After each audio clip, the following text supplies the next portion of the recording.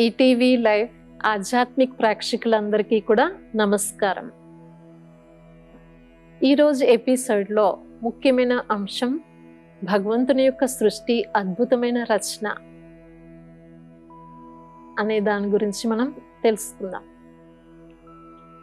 అంటే ఈ భగవంతుని యొక్క సృష్టిలో ఈ ప్రకృతి సౌందర్యం, ప్రకృతి యొక్క అద్భుతమైన రచన చాలా అద్భుతంగా మనం అనుభవం చేసుకోవాల్సింది, చాలా సంతోషంగా ఆస్వాదించాల్సింది. ఎలా అంటే చూడండి, ముగ్గురు వ్యక్తులు ఒకటే సృష్టిని చూస్తున్నారు. మొదటి వ్యక్తి ఏమంటాడంటే ఇది చాలా అద్భుతమైన సృష్టి, అద్భుతమైన రచన అంటాడు. రెండో వ్యక్తి సాధారణ దృష్టితో చూస్తాడు. మూడో వ్యక్తి ఇది ఒక్క సెకండ్ కూడా ఉండకూడదు అంటాడు. ముగ్గురు చూసింది ఒకటే, కానీ వాళ్ళ యొక్క దృష్టికోణం డిఫరెంట్. మూడు రకాల దృష్టికోణంతో చూస్తున్నారు. కనుక ఈ సృష్టి అనే నాటక రంగస్థలంలో మనందరం కూడా చెప్పాలంటే ఒక పాత్రధారులమే. ఎలా అయితే అక్కడ నాటకంలో చూడండి variety actors, variety natures, variety features ఉంటారు. అందులోనే మనకి ఒక అద్భుతం మజా అనేది వస్తుంది. సేమ్ ఒకే రీతిగా అందరూ ఒకే రోల్ ప్లే చేస్తూ ఉంటే బోర్ అనిపిస్తుంది. అలాగే ఈ అద్భుతమైన సృష్టి అనే నాటకంలో కూడా మనం ప్రకృతితో కూడా నేర్చుకోవాల్సింది చాలా ఉంది. ఈ మానవ మనుగడ జీవితంలో కూడా, వ్యక్తిగత జీవితంలో రకరకాల స్వభావ సంస్కారాలతో రకరకాలుగా మనం నేర్చుకోవాల్సింది కూడా చాలా ఉంది.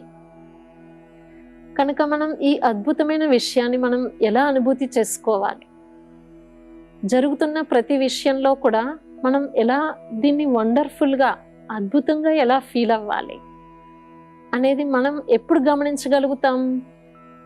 రోజు రొటీన్గా నడుస్తున్నటువంటి మానవ మనుగడ జీవితంలో మనకి రొటీన్గానే అనిపిస్తుండొచ్చు, అది సాధారణంగా కావచ్చు, సాధారణంగానే కనిపిస్తుండొచ్చు.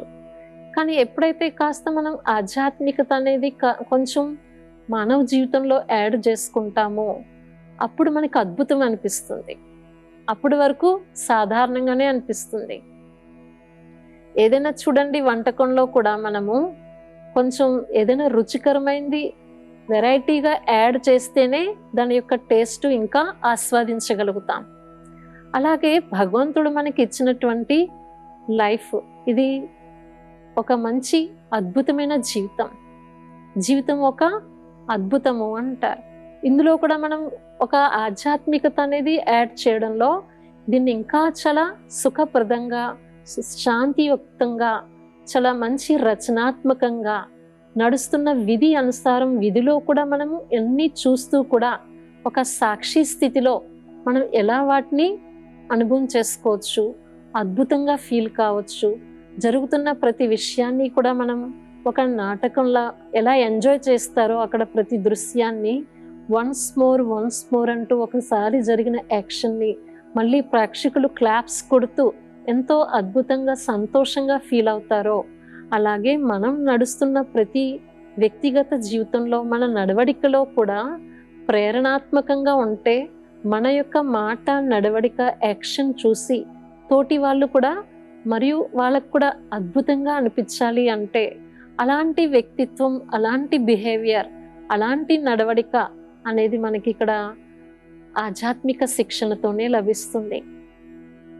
ఇలాంటి స్పిరిచువల్ గైడెన్స్, ఆధ్యాత్మిక జ్ఞానం ఆధారంతో ఎప్పుడైతే మనం వ్యవహారిక జీవితంలో తెచ్చుకుంటామో, నిత్య జీవితంలో మనం చేసే సాధారణ పనిలోనే ఈ జ్ఞానాన్ని కొంచెం జ్ఞానయుక్తంగా భగవద్ధ్యాసలో ఈ కొత్త నాలెడ్జ్ ఆధారంతో మనం ఎప్పుడైతే నడుస్తూ ఉంటామో అందులో కూడా కొత్తదనాన్ని తెచ్చుకోగలుగుతాం, ఒక నవీనత అంటూ తెచ్చుకోగలుగుతాం, ఒక నిర్మాణాత్మకమైన కార్యాన్ని చక్కబెట్టగలుగుతాం. అలా నడుస్తూ కొన్ని సందర్భాల్లో మనకి కొన్ని రకాల సీన్స్, దృశ్యాలు కూడా ఎదురవుతూ ఉంటాయి. అలాంటి దృశ్యాల్ని మనం ఎలా ఫుల్ స్టాప్ పెడుతూ కూడా భవిష్యత్తుని మనం ఎలా సరిచేసుకోగలగాలి అనే దానికి మనకి ఇందులో ఎన్నో రకాలుగా కూడా గుర్తించగలుగుతాం. ఇప్పుడు కొన్ని సందర్భాల్లో అతి కష్టంగా, కొంచెం చాలా భారంగా నడిపిస్తున్న వాళ్ళు కూడా ఉంటారు జీవన విధానాన్ని. ఎలా నడుపుతున్నారు, ఏంటి, ఏమవుతుంది అంటే ఏం చేయాలంటారు? ఏదో గడుపుతున్న మా జీవన విధానం చాలా అతి కష్టంగా, భారంగా చెప్తూ ఉంటారు. ఎందుకు భారం అనిపిస్తుంది అంటారు కొన్ని సందర్భాల్లో వాళ్ళకి? ప్రతి ఒక్కరికి కూడా అదే ఫ్యామిలీ లైఫ్ రొటీన్గా, ప్రతి ఒక్కరూ ఏదో ఒక కష్టపడకుండా నడవదు. ఆ కష్టంలో కూడా ఇష్టంగా ఎలా ఫీల్ అవ్వాలి అనేది ఒక చిన్న ఉదాహరణ. ఒక వ్యక్తి దారిలో వెళ్తూ వెళ్తూ ఒక వ్యక్తి రాయి బదులు కొడుతూ ఉంటాడు అన్నమాట, స్టోన్. ఏం చేస్తున్నావయ్యా అని అడిగితే, ఏం చేస్తున్నాను కనిపించట్లేదో, ఒక పెద్ద బండరాయి పగలు కొడుతున్నాను అని చెప్తాడు. సరే అనుకుని ఇంకొక కొంచెం ముందుకు వెళ్తాడు. ఇంకొక ముందుకు వెళ్ళాక వ్యక్తి కూడా రాయే బదులు కొడుతున్నాడు అక్కడ. నువ్వేం చేస్తున్నావయ్యా అని అడుగుతాడు. నేను కుటుంబ పాలన చెయ్యాలి కదా, పోషించాలి, అంత భారం నాపై ఉంది కదా, ఏదో ఒక సాధన చెయ్యాలి కదా అంటాడు. రాయి బదులు కొడుతున్నాను అంటాడు. ఇంకొంచెం ముందుకు వెళ్ళాక మూడో వ్యక్తి కూడా స్టోన్ బదులు కొడుతున్నాడు. నువ్వేం చేస్తున్నావయ్యా అంటే, నేను ఒక మంచి టెంపుల్, ఏదైతే ఒక మందిరం తయారవుతుంది, ఆ మందిరంలో రోజు ఎంతో మంది భక్తులు సందర్శించుకుని, దాన్ని దర్శించుకుని, ఎంతో మంచి తమ యొక్క మనోకామాన్ని పూర్తి చేసుకుని సంతోషపడేటువంటి మూర్తిని చెక్కుతున్నాను అంటాడు. మూడో వ్యక్తి కూడా రాయే బదులు కొడుతున్నాడు. కానీ అక్కడ తనం చేసే ఆలోచన విధానం, దృష్టికోణంలో ఎలా ఫీల్ అవుతున్నాడు? Internally enjoy. తన ప్రజెంట్ని, కష్టాన్ని ఫీల్ అవ్వట్లేదు. తను ఏదైతే కష్టపడుతున్నాడో ఆ వర్తమాన కష్టాన్ని మర్చిపోయి తను భవిష్యత్తులో తయారు కాబోతున్న దృశ్యాన్ని, ఇన్సిడెంట్ని ఎదురుగా పెట్టుకుని ఎంజాయ్ చేస్తున్నాడు. అలాగే ఈరోజు మానవ జీవితంలో కూడా ప్రతి ఒక్కరు కూడా పొద్దున్న లేస్తే ఏదో ఒక ఆర్థిక సంపత్తి కోసం కష్టపడడం తప్పదు, లేకపోతే జీవనం గడవదు. కానీ ఆ కష్టంలో కూడా మనం కష్టాన్ని ఫీల్ కాకుండా, అందులో కూడా మనం ఎలా సంతోషంగా, ఎంజాయ్గా, ఉత్సాహంగా ఫీల్ అవ్వాలి అనేది మనం తీసుకునేటువంటి ఆలోచన అనేది ప్రేరణాత్మకంగా మనం పొందాలి.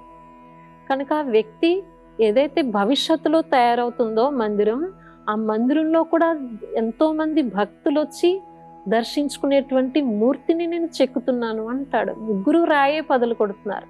కానీ ఆ రాయిలో ఉన్న విశేషత ఏంటి? భవిష్యత్తులో తయారు కాబోతున్న టార్గెట్ని ఎదురుగా పెట్టుకున్నాడు. అలాగే ఇప్పుడు కూడా మనం స్టడీ ఫీల్డ్లో, ఎడ్యుకేషన్లో, కొంతమంది జాబ్ ఫీల్డ్లో, మేము కొన్ని ఆర్టీసీ డిపార్ట్మెంట్లో కూడా క్లాసెస్ చేస్తున్నప్పుడు వాళ్ళ యొక్క ప్రాబ్లమ్స్ చెప్తూ ఉంటారు. చాలా ప్రాబ్లమ్స్ ఫీల్ అవుతూ ఉంటారు. మాది ఇది చాలా హార్డ్ వర్క్ అండి, ఎన్నో రకాలు ఎదుర్కొంటూ ఉంటాము, ప్రతిరోజు మాకు ఇదే సమస్యలు ఉంటాయి, ప్యాసింజర్స్తో మాకు ఒక లీవ్ ఉండదు, ఎలాంటి ఫంక్షన్స్ అయినా, మ్యారేజ్లు అయినా, చావ్ అయినా కానీ మాకు ప్రయాణంలో మాత్రం మాకు ఈ జర్నీలో తప్పదు అని చెప్తారు. అయినా కానీ ఆ ప్రజెంట్లో తమ చేసేటువంటి వృత్తిలో కూడా తమ మనోవృత్తి సరిగా పెట్టుకుంటే ఆ రోజు సాధారణ వృత్తిలో కూడా మనం ఎంజాయ్ చేయగలుగుతామని ఇది చెప్పడంతో వాళ్ళు చాలా సంతోషంగా, యాక్టివ్గా, ఎంతో తొందరగా వాళ్ళలో మార్పు వచ్చినట్టుగా ఫుల్ స్టాప్ పెట్టి వాళ్ళ లైఫ్లో ప్రేరణగా తీసుకున్నారు. అలా మనము కష్టపడుతున్న లైఫ్లో డే అంతట్లో కూడా ఏదైనా మనం ఎడ్యుకేషన్, నేను డాక్టర్ అవ్వాలి, ఇంజనీర్ అవ్వాలి అంటారు. కొంతమంది రొటీన్ వర్క్ ఫీల్డ్లో కూడా ఎంతో డే అంతా కష్టపడుతుండొచ్చు. కానీ 60 సంవత్సరాలు రిటైర్డ్ అయ్యాకే మా లైఫ్లో కొంచెం కూర్చుని మేము పెన్షన్ తింటూ అప్పుడు హాయిగా ఉంటాము అని అనుకుంటారు. కానీ 60 సంవత్సరాల తర్వాత రిటైర్ అయ్యాకనే కాదు, మనం రీటైర్డ్, ఇప్పుడు మనం టైర్డ్నెస్ ఫీల్ కాకుండా ఈ ప్రజెంట్ లైఫ్లో కూడా ఈ కష్టాన్ని కష్టం కాకుండా ఉండాలి అంటే మన చింతనలోనే, మన ఆలోచనలోనే తేలిగ్గా, నిమిత్త మాత్రంగా, తమని ట్రస్టీగా, ఒక ఇన్స్ట్రుమెంట్గా ఎప్పుడైతే కాన్షియస్ని ఫీల్ అవుతూ ఉంటామో, మన యొక్క కాన్సెప్ట్ని, ఇంటెన్షన్ మార్చుకుంటామో, మన భావనాత్మకమైన ఆలోచనలో, మనోవృత్తిలో ఒక శక్తి అంటూ ఉంటుంది. అది ఒక ఎంతూజియంలా మనకి కొత్త ఉత్సాహాన్ని తీసుకొస్తుంది. ఆ కొత్త ఉత్సాహంలో రొటీన్ లైఫ్ కూడా మనకేమీ పెద్ద కష్టమేమీ అనిపించదు. ఇప్పుడు మనసు బలహీనం అయిపోయింది అనుకోండి, రోజు రొటీన్ వండుకుని తినడంలో కూడా అక్కడి నుంచి ఇక్కడ తెచ్చుకునే గ్లాస్ వాటర్ కూడా చాలా బరువుగా, భారం అనిపిస్తుంది. కనుక మనం ప్రతి విషయంలో ఒక కొత్తదనాన్ని ఎలా తెచ్చుకోవాలి, నవీనతను ఎలా తెచ్చుకోవాలి అనే దానికి ఈ ఆధ్యాత్మిక సాధన, వినేటువంటి ఆధ్యాత్మిక జ్ఞానం మనకి ఆలోచనలో మార్పు తీసుకొస్తుంది. ఒక కొత్తదనాన్ని, క్రియేటివిటీని, సృజనాత్మకత శక్తిని పెంచుతుంది. ఈ పనిలో మనం ఇలా చేస్తే బాగుంటుంది, ఇంకా ఇది ఇలా చేస్తే బాగుంటుంది. రోజు ఒకటే వెజిటేబుల్, ఒకటే ఐటెం కావచ్చు, దాన్ని ఫ్రైగా చేయొచ్చు, మళ్ళీ మసాలా కర్రీలా చేయొచ్చు, ఒక పులుసులా, సాంబార్లా చేయొచ్చు. ఎన్నో రకాల విధానంలో ఉపయోగించవచ్చు ఒకే ఒక వెజిటేబుల్ ఐటమ్ని. అలాగే మనం చేసేటువంటి ఒకే ఒక సాధనలో అయినా కానీ ఆలోచనని, అదే కర్మ, ప్రతి పని మనం చేసే దాంట్లో కొత్తదనాన్ని తెచ్చుకోవడంలో, కొంచెం మనం చేసే ఆలోచనలో ఆటోమేటిక్గా మనకి ప్రమోషన్స్ వచ్చే అవకాశం ఉండొచ్చు. మనం పెట్టుకున్న జీవిత లక్ష్యాన్ని, కొత్తదనాన్ని భవిష్యత్తులో కూడా మనం అనుకున్న రోజుల కంటే తక్కువ రోజుల్లోనే తొందరగా మనం సాధించి మన కళ్ళ ముందు చూడగలుగుతాం. ఏదైతే మనం ఇప్పుడు ఒక కొత్త ఇల్లు కడుతున్నాం అనుకోండి, భవన నిర్మాణం చేస్తున్నాం అనుకోండి, భవిష్యత్తులో తొందరగా మనం వెళ్ళిపోతున్నాం. అయితే రాత్రంతా, పగలంతా ఏ పని చేస్తున్నా కానీ ఆ కొత్త ఇంటి యొక్క ఆలోచనలు, అక్కడ ఎలా తెచ్చుకోవాలి, ఎలాంటి సౌకర్యాలు తెచ్చుకుంటే బాగుంటుంది, అక్కడ ఏది పెడితే బాగుంటుంది, ఆటోమేటిక్గా అదే ఆలోచన నడుస్తూ ఉంటుంది కదా. అలాగే మన జీవితంలో కొత్త నవనిర్మాణం చేసుకోవాలి అంటే మనం ఇంకా ఎలాంటి మార్పు తెచ్చుకుంటే బాగుంటుంది, మన హ్యాబిట్స్లో, మన రోజంతా ఆలోచనలో, మన స్వభావ సంస్కారాల్లో, మనం చేసే రోజు పనుల్లో ఈ విధంగా ఇలా చేస్తే బాగుంటుంది కదా అని కొత్త ఆలోచనలు, ప్రేరణాత్మకమైన విషయాలు మనం ఎన్నో రకాలుగా ఇందులో పొందగలుగుతాం. అందుకోసం మన జీవితంలో ఒక భాగంగా తప్పనిసరిగా ఆధ్యాత్మిక చింతన అనేది చాలా కావాలి. అందుకోసం ఈ ఆధ్యాత్మిక ప్రవచన వినడం కూడా మనకి అవసరం. అందుకోసం సమయంలో 1 గంట మనం ఎప్పుడైతే కేటాయించుకుంటామో, మనం అనుకున్న విధంగా రోజంతట్లో సృష్టిలో, ఈ నాటకంలో రకరకాల వ్యక్తులతో ఎప్పుడు కలుస్తూ ఉంటామో, వెరైటీ పాత్రధారులతో వాళ్ళ యొక్క రోల్ ప్లే చేస్తున్నారు. ఇప్పుడు చూడండి, మనం వాళ్ళని ఒరిజినల్ దృష్టికోణంతో చూస్తే ఈజీగా ఫుల్ స్టాప్ పెట్టగలుగుతాం. ఒరిజినల్గా వాళ్ళు చాలా మంచి వాళ్ళండి అనుకుంటాం. ఇప్పుడు మూవీలో కూడా వాళ్ళు ఎంత విలన్గా, ద్రోహిగా, క్రిమినల్గా యాక్షన్ చేసినా కానీ వాళ్ళు ఒరిజినల్గా మనిషి చాలా మంచి, సాదాసీదా అండి, చాలా సింపుల్ మనిషి, మంచి సాత్వికము అని అంటాం. అలాగే మనకి రొటీన్లో కూడా కొంతమంది వ్యక్తులతో క్లాషెస్ ఏవైతే అవుతూ ఉంటాయో, మనకి ఇబ్బంది అనిపిస్తూ ఉంటుందో, వాళ్ళ ప్రతి ఒక్క మనిషిలో ఒరిజినల్గా నడిపిస్తున్న ఆధ్యాత్మికత శక్తి అంటే అంతర్గతంగా దాగి ఉన్న సహజత్వం, అదే ఆత్మ రూపంలో ప్రతి ఒక్కరిలో చూస్తే ఒరిజినల్గా మంచి సహజ లక్షణాలతో అందరూ కూడా చాలా మంచి వాళ్ళే, 100% పాజిటివ్ అనే దృష్టికోణంతో చూస్తే మనకి టెంపరీగా కనిపిస్తున్న కొన్ని వాళ్ళ అవలక్షణాలతో మనం మైండ్ డిస్టర్బ్ కాదు. ఆ కొద్ది క్షణాల పాటు మనం ఫుల్ స్టాప్ పెట్టగలుగుతాం. ఒరిజినల్గా వాళ్ళు చాలా మంచి మంచి సంస్కారమే, మంచి స్వభావమే, ప్రతి ఒక్క ఆత్మలో ఒరిజినల్గా మంచి వాళ్ళే. కాకపోతే వాళ్ళకి లభించిన రోల్ అనుసారం వాళ్ళు అలా బిహేవ్ చేస్తున్నారు. అక్కడ వాళ్ళకి సందర్భాన్ని బట్టి వాళ్ళకి లభించిన వాళ్ళ రోల్ అలాంటిది, వాళ్ళ పాత్రను బట్టి వాళ్ళు అలా అభినయిస్తున్నారు అని మనం ఈ రకంగా ఈ ఆధ్యాత్మిక జ్ఞానం విన్నప్పుడే దాన్ని అలా ఫుల్ స్టాప్ పెట్టుకుని మన మనసుని మలుచుకోగలుగుతాం. అలా ప్రతి ఒక్క విషయాల్లో కూడా చాలా అద్భుతంగా మన ఎదురు జరుగుతున్న దృశ్యంలో మనం వండర్ఫుల్గా, హ్యాపీగా ఎంజాయ్ చేయగలుగుతాం.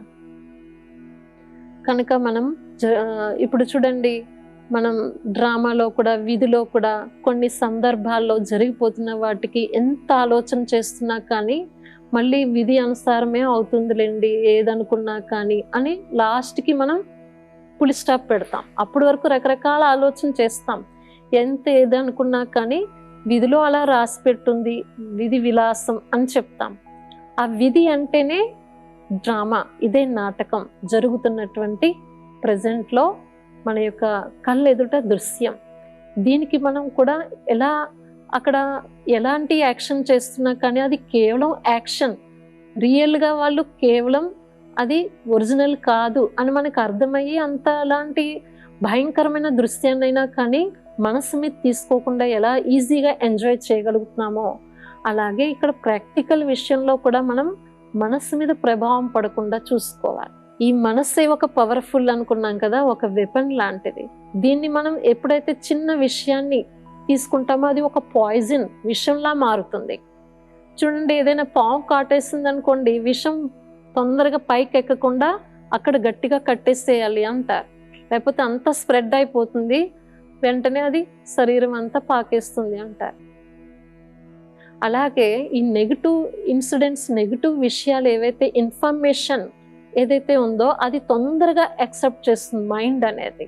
కాబట్టి మనసు మనం ఎప్పుడైతే మంచి దృష్టికోణంతో, ఒక పాజిటివ్ ఎబిలిటీ, యాక్టివిటీ తోటి దాన్ని మంచి దృష్టికోణంతో స్వీకరిస్తామో, అప్పుడు అది ఒక పాయిజన్లా తయారు కాకుండా పాజిటివ్గా ఎనర్జీనిచ్చి మనకి నెగిటివ్ ఎఫెక్ట్ పడకుండా, మన దృష్టికోణంలో మార్పు రాకుండా వాళ్ళని ఈజీగా మూవ్ కాగలుగుతాం. అప్పుడు అందరు వ్యక్తులతో కూడా ఎలాంటి స్వభావ సంస్కారాలు, ఎలాంటి పాత్రధారులైనా వాళ్ళతో కూడా మనము కలుపుకుపోగలుగుతాం, ఈజీగా ఎంజాయ్ చేయగలుగుతాం, మన లైఫ్ని, మన రోల్ కరెక్ట్గా ప్లే చేయగలుగుతాం. అప్పుడు మన యొక్క రోల్ని చూసి వేరే వాళ్ళు ఇంకా చాలా బాగుందండి, మీ యొక్క నడిస్తే, మాట్లాడితే, ఏ పని చేసినా కానీ ఒక నైపుణ్యత, నవీనత, పర్ఫెక్ట్నెస్ చాలా ప్రేరణాత్మకంగా ఉంది, మళ్ళీ ఒకసారి చేసి చూపించండి అని వన్స్ మోర్ అని మనం చేసేటువంటి మన రోల్ని వాళ్ళు ఆస్వాదించి ఖుషిగా క్లాప్స్ కొట్టేలా, ప్రేరణ కలిగేలా, ఒక ఆదర్శవంతంగా ఉండాలి. ఇప్పుడు మరి స్టేజ్ మీద ఏ ఒక్క రోల్ అయినా సరిగా అభినయించలేదనుకోండి, రాళ్ళు విసురుతారు. అలాగే మనం కూడా ఒక స్టేజ్ మీద ఉన్నాం అంటే విశ్వమంతా మనల్ని చూస్తుంది. ఈ అద్భుతమైన సృష్టి నాటకంలో రంగస్థలంపై అభినయించే మనం పాత్రధారులం కనుక మన యొక్క పాత్ర ఎవరు ఎలా అభినయించినా నా పాత్ర నేను మంచిగా అభినయించాలి, నాకు లభించిన రోల్ నేను హ్యాపీగా ఎంజాయ్ చేయాలి అని ఎప్పుడైతే మనం పాత్ర మీద మనం ఎంత విశేషంగా మనకు లభించినటువంటి స్పెషల్ క్వాలిటీస్ని ప్రాక్టికల్ లైఫ్లో ఉపయోగించుకుంటూ ఉంటామో, మన జీవితమే ఒక ఆదర్శవంతంగా తయారవుతుంది. తిరిగి మనం జరుగుతున్న విషయాలు, దృశ్యాలు, ఎలాంటి సైడ్ సీన్స్కి మైండ్ డిస్టర్బ్ కాకుండా మనం ముందుకి కొనసాగించగలుగుతాం. తిరిగి భవిష్యత్తు కూడా మనం అనుకున్న కరెక్ట్ గమ్యం, లక్ష్యం ఎక్కడ దిగాలనుకున్నామో అదే స్టేషన్లో దిగగలుగుతాం. చూడండి, ఒక ట్రైన్ ఎక్కాం, పలానా స్టేషన్లోనే దిగాలి అనుకుంటాం. మధ్యలో ఏదైనా సైడ్ సీన్స్ చూసి, లేకపోతే పకోడీలు బాగున్నాయి, లేకపోతే మిరపకాయ బజ్జీ బాగుంది అని మధ్యలో దిగిపోయి అక్కడ డైవర్ట్ అయిపోం కదా. ఎక్కడైతే స్టేషన్లో దిగాలో అదే మన టార్గెట్ మైండ్లో ఉంటుంది. అలాగే మనం ఈ సృష్టి అనే నాటకంలో వచ్చిన మన జీవన యాత్రలో కూడా ఎప్పుడైతే మన జర్నీ స్టార్ట్ అవుతుందో, ఈ జర్నీలో కూడా మనం ఒక లక్ష్యం అంటూ పెట్టుకుంటేనే అలాంటి లక్షణాలు కూడా చేరుకుంటాయి, మరియు అలాంటి గమ్యానికి అనుకున్న సమయానికి చేరుకోగలుగుతాం. మధ్యలో ఇలాంటి ఆకర్షించేటువంటి విషయాలు, మైండ్ డిస్టర్బ్ చేసేటువంటి సైడ్ సీన్స్ రకరకాలుగా మనల్ని పక్కదారి పట్టేలా, మన గమ్యాన్ని మైమర్చిపోయేలా ఆటోమేటిక్గా తప్పనిసరిగా మనకి వస్తాయి. కానీ మనదేంటి, ఇప్పుడు దేనికి వచ్చాం ఈ సృష్టి నాటకంలో, మళ్ళీ మనం ఏం తీసుకుని వెళ్ళాలి చెప్తారు కదా. అక్కడ అలెగ్జాండర్ ఆయన లాస్ట్ మూమెంట్లో నన్ను చేతులు వేలాడు తీసుకుని వెళ్ళండి అని చెప్పాట. ఎందుకు అలా చెప్పారు అనేది ప్రజలకు అర్థం కాలేదు. లాస్ట్లో ఆయన చనిపోయిన తర్వాత ఆయన శవాన్ని చేతులు వేలాడు తీసుకుని వెళ్తుంటే ఆ రాజ్యంలో ప్రజలందరూ అనుకున్నారు, వాళ్ళకి అప్పుడు ఒక ప్రేరణ కలిగిందంట, అరే ఈయన ఎంత పెద్ద మహారాజు, అన్ని దేశాలు వేలి, అన్ని రాజ్యాలు వేలి, అన్ని రాజ్యాలని జయించి కూడా లాస్ట్లో ఏం తీసుకెళ్తున్నాడు, ఉట్టి చేతులతో వెళ్తున్నాడా అన్నారు. అదే అందరికీ అవగాహన కావాలి అని ఆయన కూడా సందేశాన్ని ఇచ్చేట. అలా మనము లాస్ట్లో ఏం తీసుకుని వెళ్తాం, ఎంత మంచి పాత్రను అభినయించినా, ఎన్ని రకాలుగా మనం ఎన్నో రకాల సాధించినా కానీ మన జీవితంలో లాస్ట్కి తీసుకెళ్ళేది ఒక మంచి దివ్య గుణాలు, శ్రేష్ఠ ఖాత అనే పుణ్య ఖాత. అదే మనం చేతులు నింపుకుని తీసుకుని వెళ్ళాలి అంటారు. ఒక మంచి పేరు, వీళ్ళు అదే గుర్తు చేసుకుంటారు కదా. ఎవరైనా సరే మనిషి చనిపోయినా కానీ వాళ్ళ పేరు ప్రఖ్యాతులు, వాళ్ళ మంచి గుణాలే చరిత్రలో నిలిచిపోతాయి. అలాంటి చరిత్ర నవనిర్మాణం అనేదే మనం ఇక్కడ ఎప్పుడు చేసుకోగలుగుతాము? ఒక ఆధ్యాత్మిక సాధనతో, ఆధ్యాత్మిక చింతనతో, మన ఆలోచనలో మార్పు రావడంతో, మన వ్యవహారిక జీవితంలో అలాంటి గుణాలతో ఒక ఆదర్శవంతమైన జీవితాన్ని మనం తయారు చేసుకోగలుగుతాం. కనుక మనం ఈరోజు మనం ఎపిసోడ్లో తెలుసుకోవాల్సింది ఏంటంటే, ఈ అద్భుతమైన సృష్టిలో ప్రకృతితో కూడా నేర్చుకోవాల్సింది చాలా ఉంది. ప్రకృతి అంత పరోపకారి. మనిషి నుంచి ఏమీ ఆశించకపోయినా కానీ, ఒక నీరు ఇచ్చినా ఇవ్వకపోయినా కానీ, అలాంటి ఎండల్లో నీడని, ఒక ఛాయ నీడనిస్తుంది. చూడండి, ప్రకృతిలో వృక్షానికి పండు ఎప్పుడైతే పరిపక్వం అయిపోతుందో ఆటోమేటిక్గా కిందకి రాలిపోతుంది. కచ్చా ఉన్నంతసేపు చెట్టుకు పట్టుకుని ఉంటుంది. అలాగే మనిషి అనేది కూడా మనం ఇందులో ఎలా నేర్చుకోవాలి అంటే, మనలో పరిపక్వత, ఆధ్యాత్మికత జ్ఞానంతో ఎప్పుడైతే వికసించి పరిపక్వత వస్తుందో, మనిషికి నేను, నాది, నా వాళ్ళు అనే మమకారం అనేది ఇప్పటి వరకు పట్టుకుని ఏదైతే ఉన్నామో అందులో పరిపక్వత వచ్చినప్పుడు ఆటోమేటిక్ ఇవన్నీ వదిలేయగలుగుతాం. అదే పండు పరిపక్వమై రాలిపోవడం అంటే, మన ఆత్మ ఎప్పుడైతే పరిపక్వం అవుతుందో ఆధ్యాత్మికత సాధనతో స్వతహాగానే శరీరాన్ని ఎలాంటి భయము, మృత్యు భయం లేకుండా, చింత అనేది లేకుండా సహజంగా భగవత్ చింతనతో అంతిమ శ్వాసని వదిలిపెట్టగలుగుతాం. ఇది కూడా మనం ప్రకృతితో చాలా నేర్చుకోవాల్సిన విషయమే కదా. అందుకే మనం పోలుస్తాం కదా, సామెతలో కూడా చెప్తారు, చెట్టు పండు పరిపక్వం అయిందంటే ఆటోమేటిక్గా కిందకి రాలిపోతుంది. అలాగే ఆత్మ పరిపక్వం అయిందంటే ఆధ్యాత్మిక సాధనలో అదే లాస్ట్లో కర్మలు, ఎన్ని రకాల పాపకర్మలు ఉన్నా కానీ ఆ బరువుని దించుకుని తేలిగ్గా, స్వతంత్రంగా, వెన్నలోంచి తల వెంట్రుక తీసినంత సులభంగా తన ఆత్మ శరీరాన్ని ఈజీగా వదిలిపెట్టగలుగుతుంది. లేకపోతే ప్రతి ఒక్కరికి చూడండి, మృత్యు భయం ఎంత ఉంటుంది. కొంతమందికి నీళ్ళ భయం ఉంటుంది, కొంతమందికి అగ్ని భయం ఉంటుంది, కొంతమందికి వాహనాల భయం కూడా ఉంటుంది, బండి నడిపించడానికి కూడా భయం ఉంటుంది, ఎక్కువ వాటర్ చూస్తే భయం అనిపిస్తుంది, కొన్ని చోట్ల ఎక్కువ శబ్దాలు వింటే భయం అనిపిస్తుంది. అంటే ఇవన్నీ కూడా ఎందుకు మృత్యు భయం అనిపిస్తుంది? శరీరంతో, దేహము, సంబంధాలతో, వ్యక్తులతో ఎక్కువగా మమకారం పెట్టుకున్న కారణంగా వదిలిపెట్టడానికి లాస్ట్ మూమెంట్లో భయం అనిపిస్తుంది. ఈ భయము, చింత అనేది స్వతహాగా ఈ ఆధ్యాత్మిక ఆత్మ సాధనతోటి తనని తాను మృత్యుని జయించేటువంటి శక్తిని కూడా పొందగలుగుతుంది అన్నమాట. అలా ప్రకృతి సౌందర్యంలో, ప్రకృతి అద్భుతాల్లో మనం ఎంతో ఆస్వాదిస్తాం. ఈ ప్రకృతి సౌందర్యంలో ఎంత మనస్సుకి విలాసాన్ని, ఖుషి, ఉత్సాహాన్ని ఇస్తుందో, అలాగే మనం ఈ శరీరం అనే ప్రకృతిని కూడా మనం ఎంత సంతోషంగా, శరీరంగా అధీనతతో తెచ్చుకుంటూ మనం ఎప్పుడైతే నడిపించుకుంటామో అన్నీ సక్రమంగా, అద్భుతంగా అనుభూతి చేసుకుంటూ మనం విముక్తి పొందగలుగుతాం. కనుక ఈరోజు మనం ఎపిసోడ్లో విన్న అంశాన్ని మనం ఎంతో అద్భుతమైన రహస్యాలు తెలుసుకోగలిగాము. మళ్ళీ నెక్స్ట్ ఎపిసోడ్లో మంచి అద్భుతమైన అంశంతో మీ ముందుకు వస్తాము. ఈరోజు ఓం శాంతి.